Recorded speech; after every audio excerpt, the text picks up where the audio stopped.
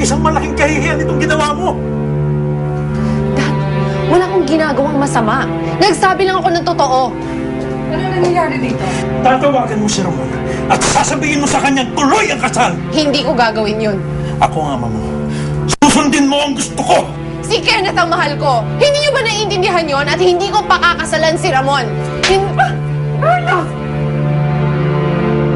Kailan naman kasi talaga? Aminin ko na. Sasabihin ko na dapat. Ay. Ano ba kasi yung sasabihin mo kay Sir Kenneth? Isplok mo na magpe-pledge ka na ng undying love mo sa kanya, no? Nakakainis nga eh. Hindi mo nagawa. Juita Jones, di ba? Mimay! Mimay! Nikki? Anong ginagawa mo dito? Mimay, nag-away kasi kami ni Daddy. Kaya umalis ako sa amin. Okay lang ba nandito muna ako ngayong gabi? Talagang napaka-wrong timing naman kasi ng babaeng yun, no? No.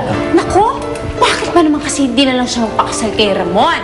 Pero in fairness, effect din yung brother dear ni Sir Kenneth, di ba? Si Ramon. I disagree. Mas gwapo si Sir Kenneth at mas pagets. Sige, gusto mo, mauna ka na lang muna sa baba. Tapos susunod ako. Nahanap ko kasi yung... Mimay, galit silang lahat sa akin, Mimay. Galit silang lahat dahil sa nangyari. Ay, ano naman sabi ni Kenneth? Wala lang yung sinabi, Mimay. Hoy! Bakit daw? Bakit daw? Bakit? Bakit daw? Johnny! Ano? Makasigaw ka naman. Si Sir Kenneth, may climb to the tower. Nandun sa tower. Magpapakamatay yan!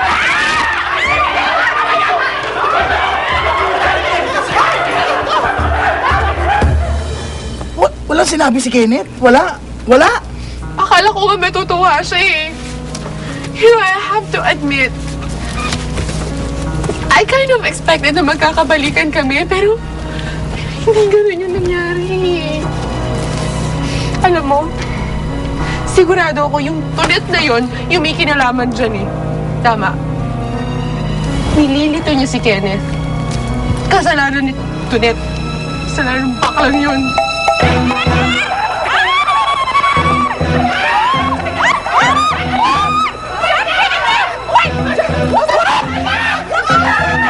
Ha? Ano? Ha? Ano? Nako, huwag ka magpapakamatay, Sir Kenneth! Diyos ko! Huwag ka magpapakamatay! Wow! Aray! Ay! Aray ko!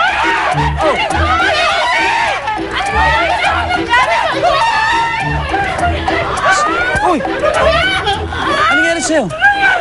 Ano nangyari sa'yo? Hindi mo ba nakikita? Ay, nadapa nga ako! Kaya nga, ba't ka kasi nagtatatakbo? Eh, bakit ka kasi magpapakamatay? Pakamatay? Sino ba nagsabi papakamatay ako? Si Silvesa! Ito! Ibig na magpapakamatay ka, tatanong ka nga doon sa taas! Bakit? Talo, nagpapahangin lang ako. Bira naman kayo. Silvesa, puno ka ng kauwi yan! Pahangin pala eh, magpapahangin. Papalagod mo lang kami! Hindi, tutulungan ka na lang namin. Hindi na. Ako nang bahala dyan. Sige na, sige. Ako nang bahala. Ako nang bahala dito. Halika na sa loob. Halika sa loob.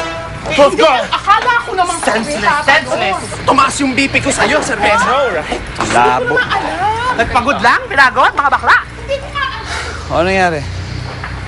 Ito nga nadapa ako kasi nga eh. Bakit ka naman kasi magpapakamatay? Bakit naman ako magpapakamatay? Sigurado ka talagang hindi ka magpapakamatay. Of course. Ano ba dahilan para magpakamatay ako?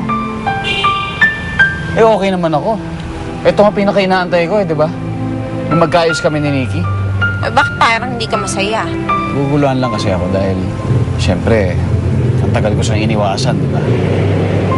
Para nga hindi na makagulo sa kanila ni Kuya para matuloy ang kasal nila. Pero, eto, biglang hindi na matutuloy ang kasal. Tapos, narinig mo naman yung sinabi niya, di ba? Gusto mo bang matuloy ang kasal? Hindi ko alam. Nakakaloka. Isang araw lang akong nawala dito sa club na to. Ang dami ko nang na-miss, Bes, ha? Naku, nakakaloka talaga. Kasi Kasi naman, aamin na nga dapat sana ako sa mga true feelings ko for Kenneth. Kaya naman bigla mo din pinindi kinayo. Ay, naku. Malas naman talaga, oo. Paano na ngayon yan, Bes? Ano na mangyayari sa inyo ni Sir Kenneth kung nandyan at umaaligid-aligid at bumabalik yang si... Ano ba ka nun? Nikki? Speaking of, Bes? Sneaky.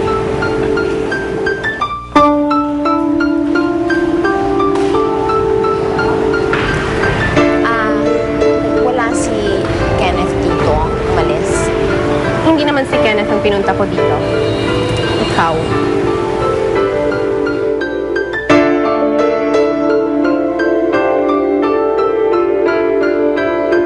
Kilala